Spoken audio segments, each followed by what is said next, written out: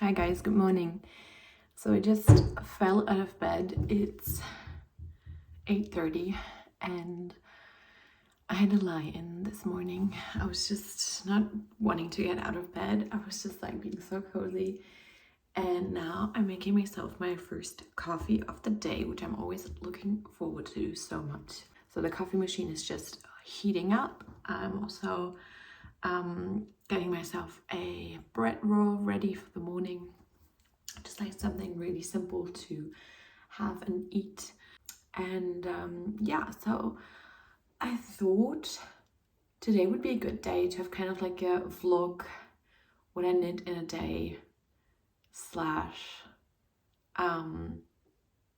Q&A video, because I don't have any plans today, and I love that. I didn't have any plans yesterday, but in the morning my partner Hannes, he was still here with me at home, and then he had to leave to go to his late shift, his Saturday late shift, so he has to work some weekends in the month, and now he's staying over at his parents' house whenever he has a late shift and then the early shift in the morning, because it just doesn't make sense to come home then, right?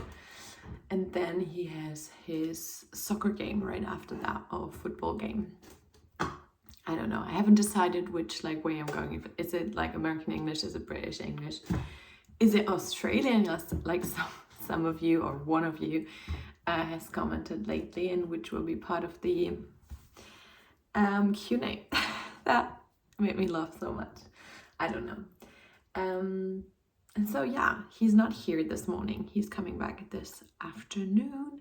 And I had plans with a friend, but she did have to cancel because she had mixed up some other plans that she had made before.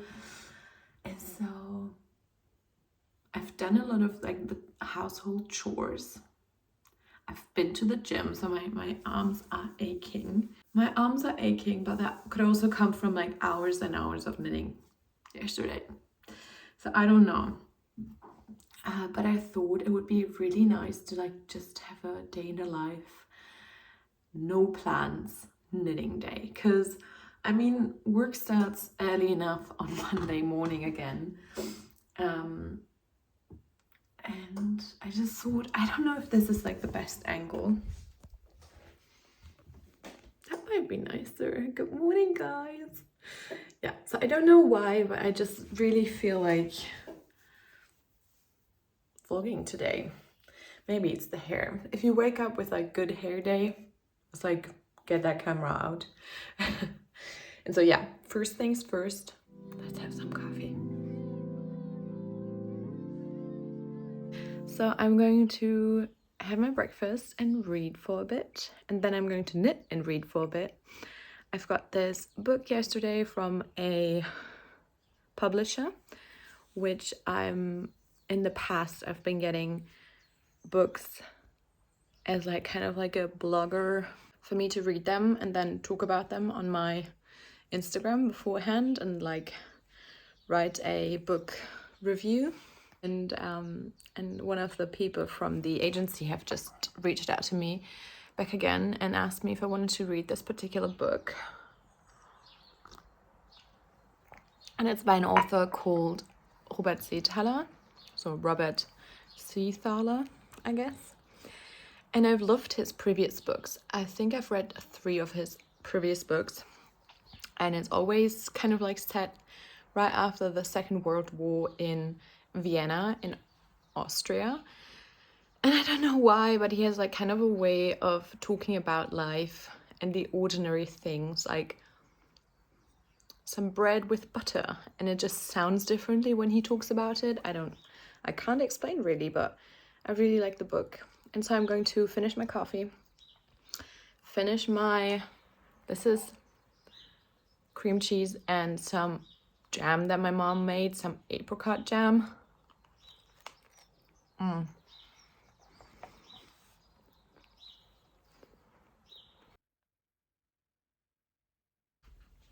So I just got ready. I don't always put on makeup on the weekends, but today I just felt like it. And so I did. and I've done 20 pages and about 4 rows or 4 rounds so far, and one of my goals with knitting today would be to finish the stripes on my Brighton Tea test knit so that I could move on to the body ribbing, which I just cleared my 2.5 millimeter needles yesterday of my second Hermione's Everyday sock, so I would be able to do the ribbing.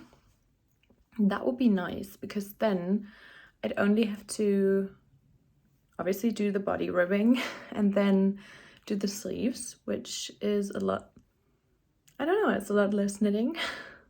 And the goal, the end, would be in sight. And so yeah, that would be my knitting goal for today. Maybe cast on something else.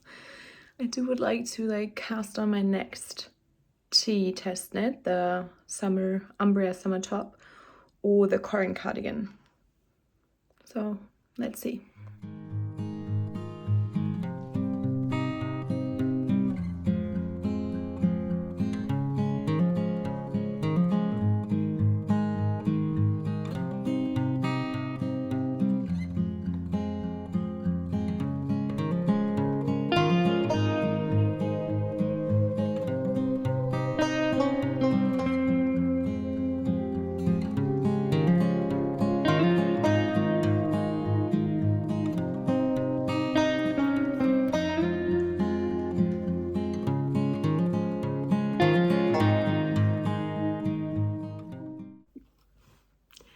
So I've been just reading and knitting for about an hour, and I thought I'd do the Q&A, kind of like knit and chat session right now.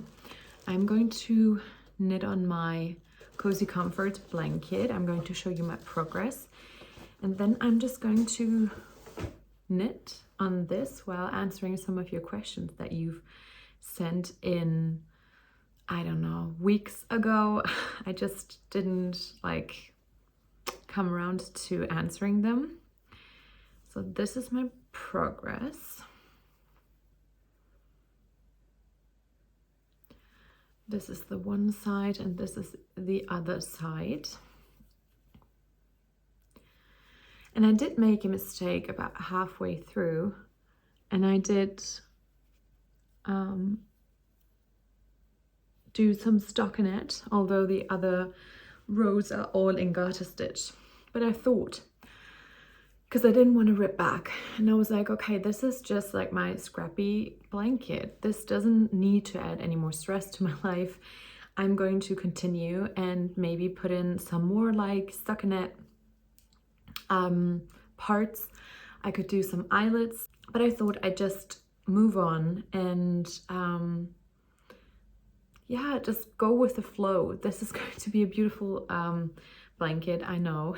I just need to find a way to put in those, although I found a video on how to do it.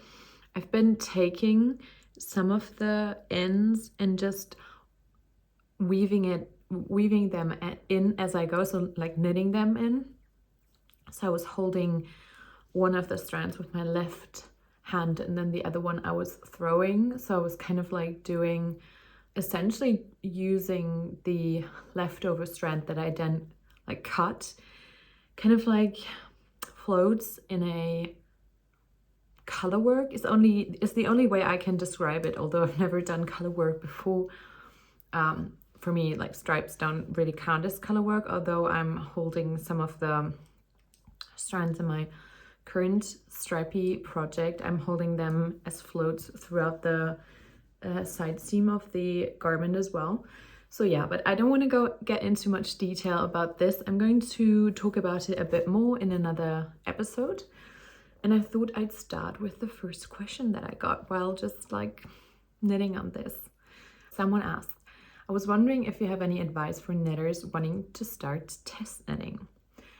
And another one also wanted to know about test knitting as well. So there were a couple of test knitting related questions, and the other question was saying, I have a question about test knitting. I would love to test knit, but I don't have a public knitting account. I would be interested in your assessment of whether the testers always have to have a public Instagram account or whether Ravelry is enough to share the results.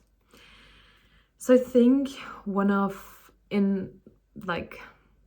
now, I think Instagram and having a public account is one of the most important requirements for test knitters. This is just my assessment of the situation, and obviously I'm in a bubble of my own social media algorithms, so I don't know if there is another social media and online knitting community that I'm not really aware of, and there probably is, but I think the most frequently required thing that I've come across, and I have applied to, I'd say maybe 10 test knits. So I've done 2 test knits for Gregoria Fibers. I'm currently doing a test knit for the Knit Pearl Girl, Sophie. I'm doing another test knit for Coco Amore Knitwear. Her name's Cheryl. And then I'm doing another test knit for Cookie the Knitter, and her name is Jimin.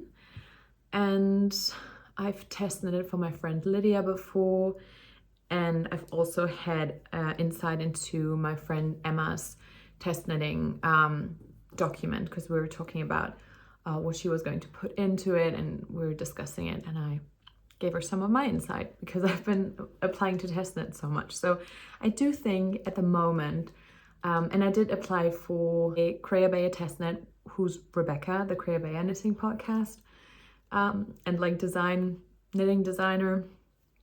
knitting pattern designer, oh gosh.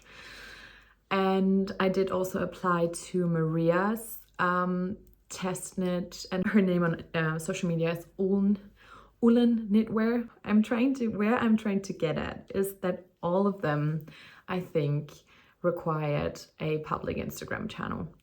Some of them required a Ravelry project. I think Sophie from the Knit Pearl Girl, she has a really great way of going about this. She sent out a test code to put into Ravelry so that we were able to use this code to already put up a project page for the project, which is then automatically linked to the pattern when it gets released. I haven't seen any other designer do this, and I just think some designers don't really count on Ravelry, or they don't really use it as much as others. And so I do think, from my experience, Instagram has become more important than Ravelry, at least for the designers that I have applied to test knit for. But I'd say it's not equally, but it's also important. And I just like to use it myself. So I don't have it because I would like to test knit some more in the future, or because I've enjoyed test knitting in the past. I don't know what I would do without Ravelry at this point. At the beginning, I didn't really, because my friends all didn't use it at the time. And so because I was doing a lot of things that they did, just because they taught me how to knit in the beginning, I just didn't use it in the first year of being a knitter. But now I can't, I couldn't think of not using it anymore. I just save so many of my inspirations and my queue and my stash even, and just putting in all the notes, and this just makes remembering what you've done in a project so much easier.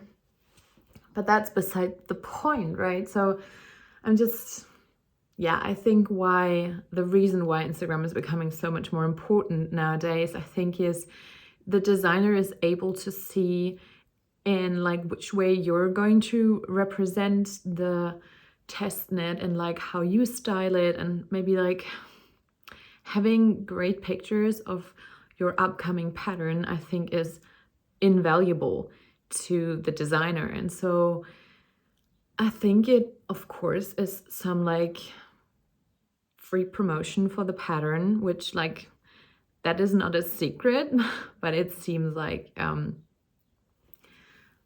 it's really nice to have people of different body types and different color choices and different way of styling the knits, like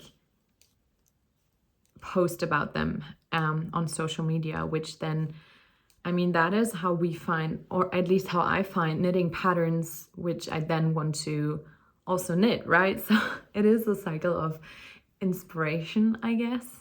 And that is not really, I think that isn't a helpful way of assessing the situation. I'm just in a rambling mood today. But yeah, I would say having a public Instagram account is pretty important nowadays if you want to be a test knitter.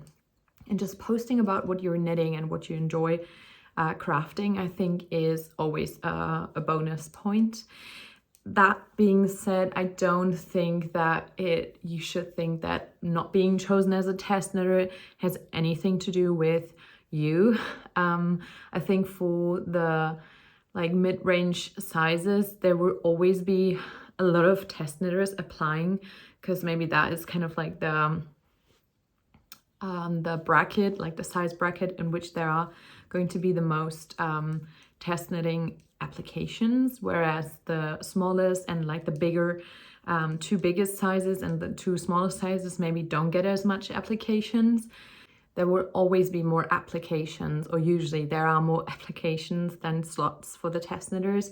And so don't think that it's about you. There are just probably people that the designer had already worked with, which I totally understand. If someone has done a great job, why should you just like change that if they are still like willing to help you with test knitting for you as a designer? If I were a designer, I would also just work with the same people again if they were like willing to test for me. Just because you know they will be great at communicating mistakes and such things. So yeah, don't think that you're the problem. Don't make it about not being good enough or such. Just keep applying. If it's something that you want to do, just keep applying. There will always be like a time where some of the people that usually test knit for someone are not able, like just with the time, are not able to test knit that pattern, and then the designer needs to like bring in some more new people, and maybe that is the time where you will be chosen. And also always think about, like, I've had some patterns that I've test knitted which have become some of my favorite patterns of all time, and it's actually quite interesting. I could, like, just by the example of Gregoria Fibers, Anna, she is the designer that I started test knitting for and that I've test knitted for twice now. And the first design that I made from her, it's a nice design. There's nothing like to say about it. It was a sponsored test knit as well, so there was yarn support. And it's just the one garment that I wear the least. And it's not to say that I don't like the garment, it's just that I like, or I love all of my other garments more. And the second test that I did for her is probably the result of that is probably my favorite sweater of all time. So they are both on like totally opposite side of the scale of the spectrum. And just think about whether you would knit the garment if you paid for the pattern. It's the same with like shopping. Would you, or like, this is a question I ask myself before I do any like collaboration online. It's like, would I pay with my own money for the item that I'm being sent for free and then required to talk about? Or, you know what I'm saying? I'm just so rambly today. But yeah, this was 10 minutes or more than 10 minutes talking about the first question. And I think like testing is such an interesting topic, and just remember that it's not your fault if you're not being chosen. And also try to think about whether you would actually want to knit the design, even if you're like, we're not chosen as a test knitter. And then also just don't give up. Put your Instagram account public and post your knits. That's everything that I can say to that. the next question is, how do you decide which wool to use if you don't follow the instructions? So I think this question is about yarn substitutions, which I think is such an interesting topic. I'll link some of the YouTube videos that I found most helpful with this topic, although most of the things now that I've like spent so much time thinking about this, I found out myself in other ways, just by like trial and error and talking to friends about it. But also I think for beginners, these will be really helpful videos. One is by Anna, and the other one is by Caroline, I think.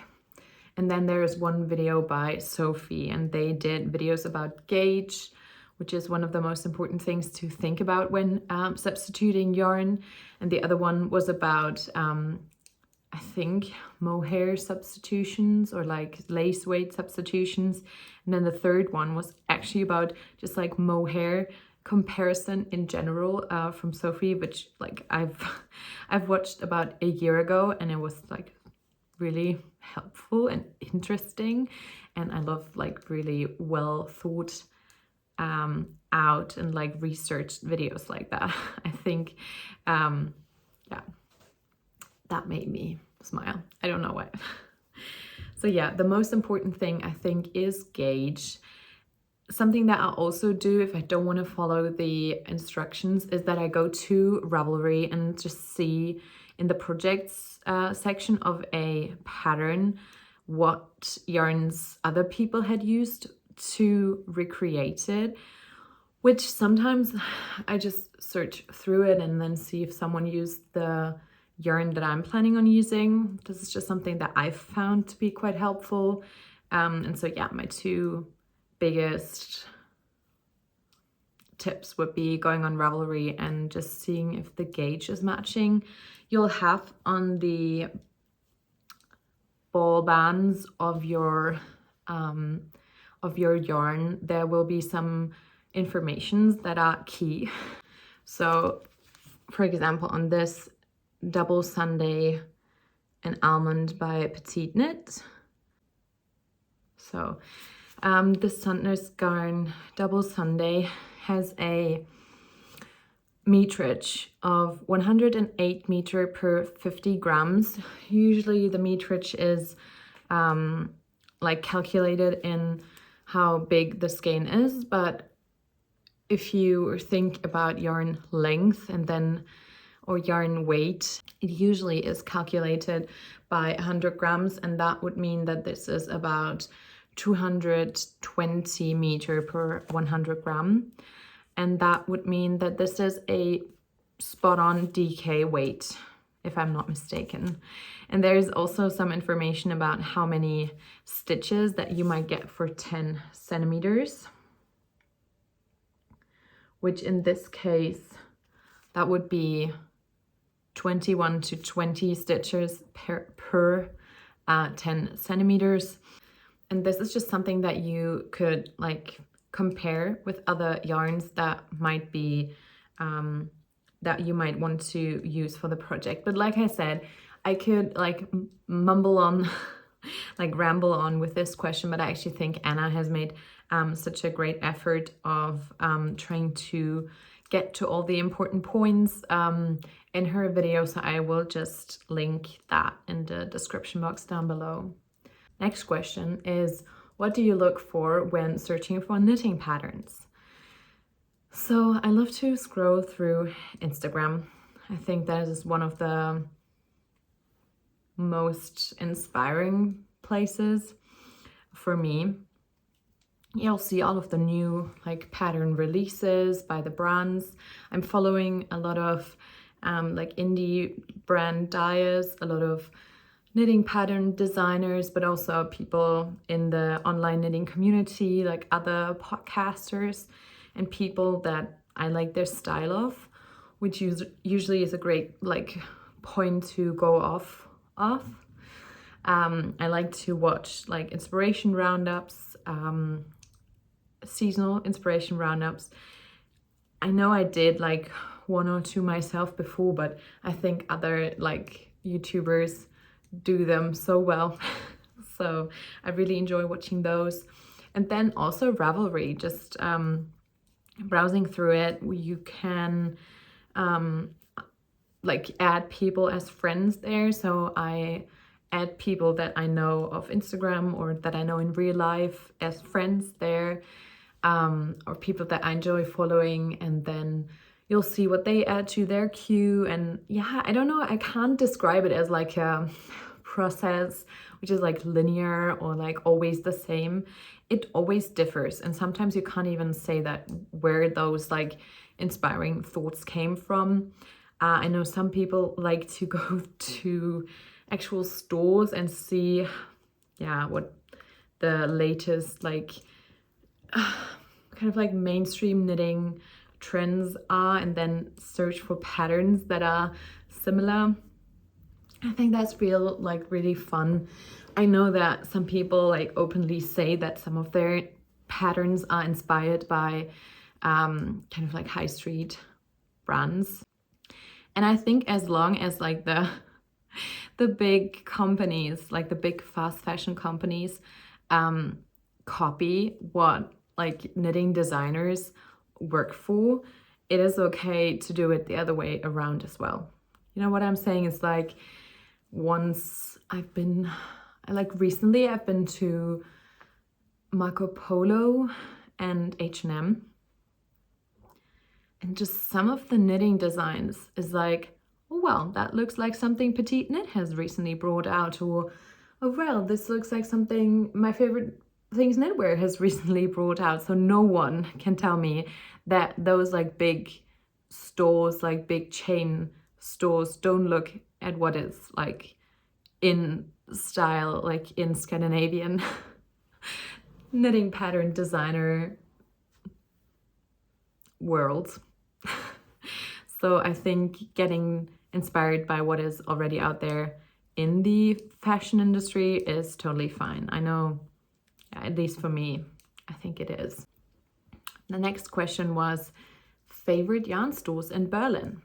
Okay, so I'm sorry, I'm posting this way later than I was asking the questions for, so you were probably already in Berlin. I hope you had a great trip. But I've also posted about this so much on Instagram, so if you follow me on there, you were probably aware of me being in Berlin and going to the Wollen Berlin yarn store, which I would say is my favorite yarn store in Berlin. Although I've only been to two, and the other one was the Eleaonr knitting store, which was also nice.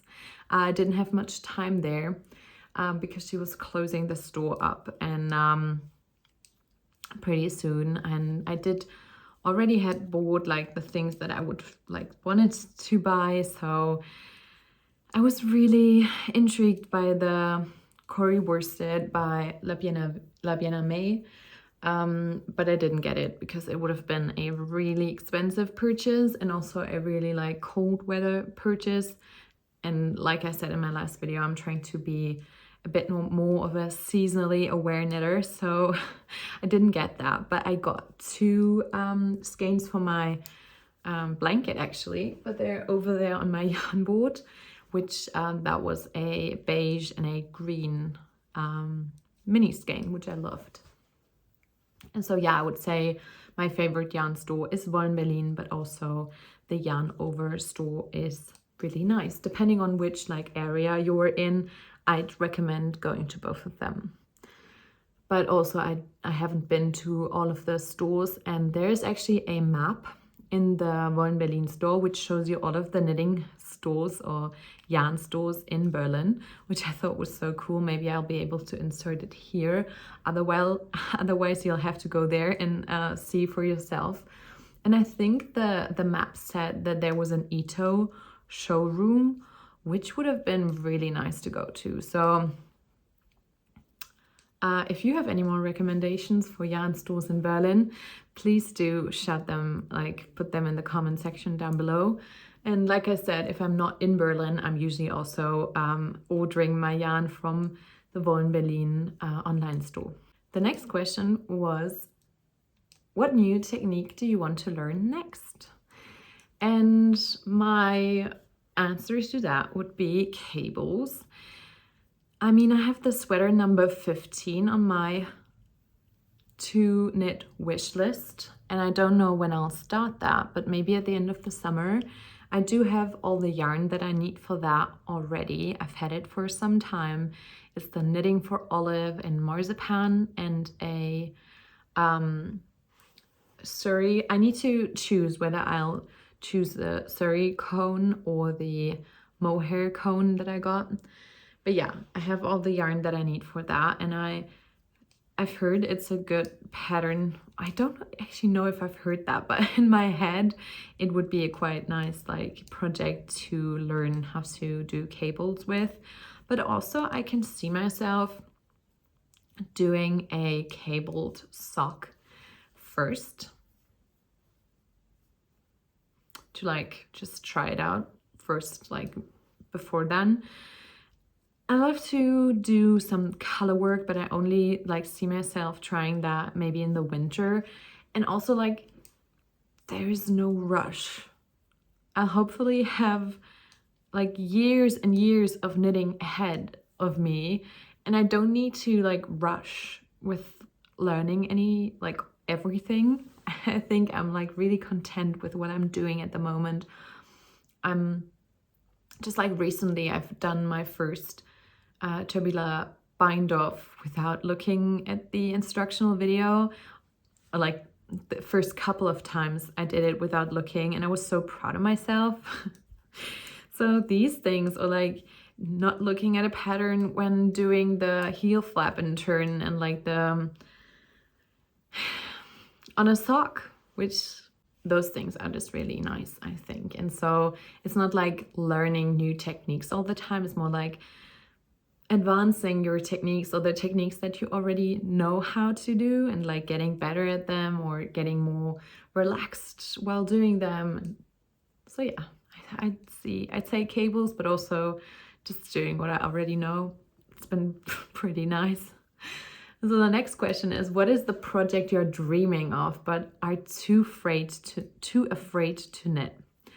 I'd say that is probably maybe the honey clutch by Petite Knit. The honeycomb pattern seems really difficult. I've heard some people talk about it and it being like pretty difficult to do, and also like sewing in the inside, like the lining, and sewing in the zipper. It all just seems a bit like involved for having a pouch, like a clutch after that. But also I would love to have the finished result, and also I would love to try the honeycomb pattern. And so yeah, I think that would be what I'm dreaming about doing and having, but also I'm a bit afraid of doing it. Yeah. The last question is, has anyone ever told you that you speak English with a bit of an Australian accent at times? No, actually no one has told me that before, at least I don't think so. I think my English is kind of like a weird mix of many influences. I have family living at the west and the east coast of the United States, which I've been to the East Coast now, I think 3 times. Twice as a kid when my uncle and aunt were still living in Florida and we visited them. And then once when I went to New York last year for a work trip for 3 weeks. And then now this year, I'm planning to travel to Seattle. Although that doesn't have anything to do with my accent, I don't think. But yeah, and then, so I've been speaking English since like school. I didn't speak before. Also my family that lives in the US, they're originally from Germany. So I was mostly influenced by the American English that they spoke. And then also I don't really remember what kind of English we spoke in school. Also, I lived in England after I finished school I'm 28 now, so about 10 years ago, or 9 years ago. Yeah, 9 years ago, I lived in England for close to a year, a bit less than a year, and was working as a nanny, as an au pair in London. And so I did get a lot of British English influence, which I also love the sound of, but I also like American English for like, and that was where I like combine all of it. And I just speak the way I am, like I know how to, because otherwise it'd be probably very much like very difficult to do, like being always monitoring myself on how I say stuff. I just speak. And that is probably why I created kind of like my own little accent, which has a lot of influences throughout the board, and maybe even some Australian ones.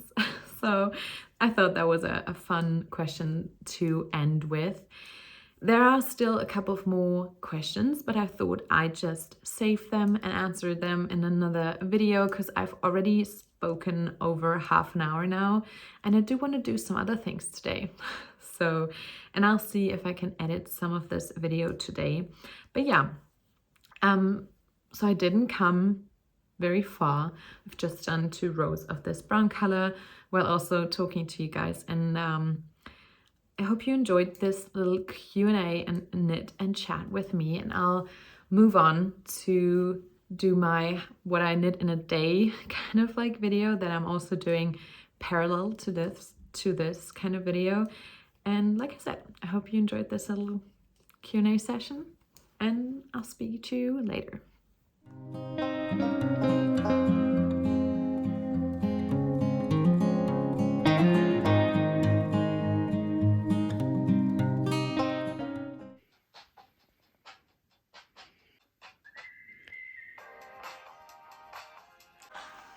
I'm just watching Handmade by Kay's most recent knitting vlog and doing another row on my blanket.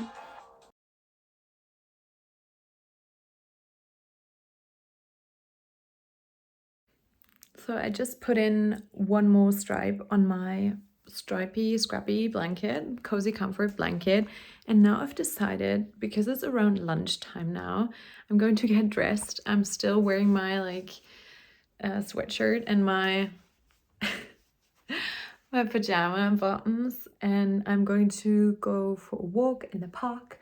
Although the clouds are really like dark and gray, but they're moving quite quickly, so it's not been raining today. But it's still not the weather where I would want to put out laundry. So I've been debating with myself whether I wanted to do laundry today. I did some yesterday and it dried within hours. But I think I'm gonna leave it for next week. I'm like, am I going to put some in? Is it going to dry? But yeah, I decided to go for a walk and then go to a cafe and have a slice of cake and a coffee.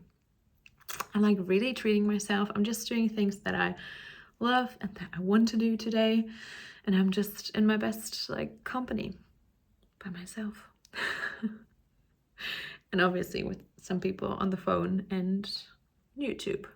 And Hannes is coming back tonight, so we'll have a nice evening together before a new week starts again. So this morning I was able to read about 50 pages of this book. That's what it's called. I received this as a PR gift by the publisher, and being able to read this before or right when it had come out is how much I managed to read in 2 days, which is quite a lot for me. This means that I've taken the time out of my day to read quite a lot, and I'm really enjoying reading it so far.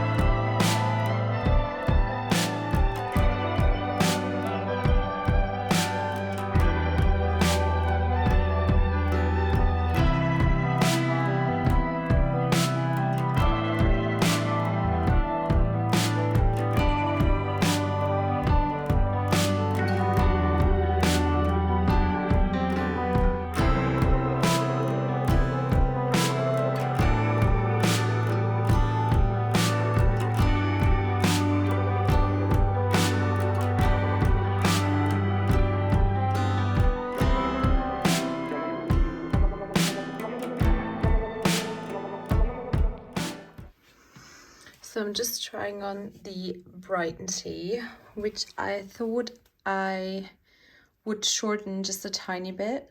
This is going to be my 19th stripes coming up. And I thought, so in the pattern for my size, it requires you to knit 21 stripes, but I think I'll stick with 20. So this next upcoming one is the 19th one, and then I'll have a 20th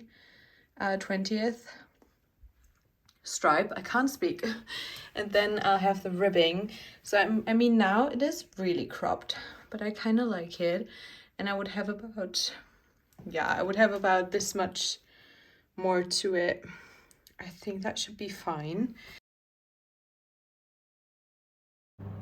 I'm having dinner early, which is kind of like bolognese mixed with some beans and sweet potato. I mixed with some barbecue seasoning and some olive oil and put it in the oven. Some, I think, Syrian flatbread, some yogurt with lemon, and some Tabasco and some salad. And we'll see how this tastes. And I'm still listening to Eleaonr. Oliphant is absolutely fine on Audible, which I've started 2 days ago and I can't stop, and I've been listening to it every time I'm not reading an actual book or watching some YouTube or a series on Netflix, and so I've moved through it quite quickly. I think I'll be able to finish the book today, which never happens. Usually I always take some time to listen to audiobooks and then always listen to them when I'm in the car, but this last 2 days I've spent so much time on my own that I felt like listening to an audiobook. So yeah, I'm going to eat now. This looks really tasty. So I just wanted to check in again. It's around 7 o'clock at night now. We've just had dinner and I will be knitting a bit now, but I'm also not going to film anymore because yeah, I'm going to get ready for bed now. It's Sunday, it's 7:30 or something like that, so I'm just gonna chill now. And I just wanted to show you the progress that I made. I'm just changing the needles to use the 2.5mm needles for the body ribbing, and because I've been on my Brighton tee, that is, and just because I've been working on this Brighton tee most for today, I'm going to show you how much progress I made while also listening and finishing the audiobook that I talked about from Gail Honeyman. Eleaonr. Oliphant is completely fine. And also reading about, I think, 50 pages of my Robert Seethaler book. And also going to a cafe, getting coffee and cake, doing some laundry, and also, yeah, I mean, that was probably it for my Sunday.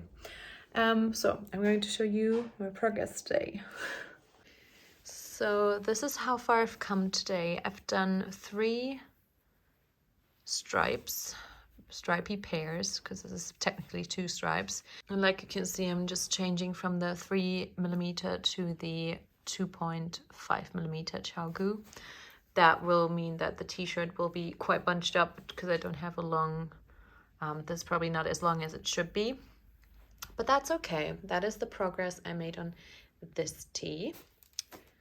And then moving on to this blanket, I've put in maybe a centimeter of work, but yeah, that is fine. I've just done this while I've just done these couple of garter ridges while watching a YouTube video, which I'll now resume to watching, which I didn't finish.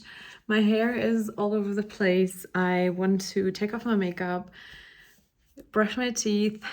I have a bit of a tummy bug now. I don't feel too well. So I just want to get into bed now. My boyfriend's back from football. We had some dinner and now we'll just cuddle up in bed, and he's going to do his thing, I'm going to do mine. We love to parallel play in the evenings, so which means for me mostly watching podcasts and knitting, or he is going to read me the book we're currently reading together and I'm knitting. So yeah, that was what we're going to do now. I'm going to take in the laundry, which has been drying outside, and then yeah, I'm already back in my jammies and going to have an early night and hope that my stomach is going to feel better in the morning. I don't know what happened. So I hope you enjoyed watching this, what I knit in a day on a really like chilled, no errands, no like activities planned, which this doesn't happen as often as it should. I love days like this, but I'm also glad when I'm back in company, or I have other stuff to do, so we'll see. Gosh, my mascara is already running. I'm really tired, so I'm going to have a chill evening now, and I'll see you in the next video. I hope you enjoyed this format. If you did, please let me know if you want to see more stuff like that, maybe how much I get, like how much knitting I get done on a weekday when I like work. Or I don't know, how much knitting I get done in a week would also be a nice thing. Then please do let me know, and I'll see you in the next video. Bye!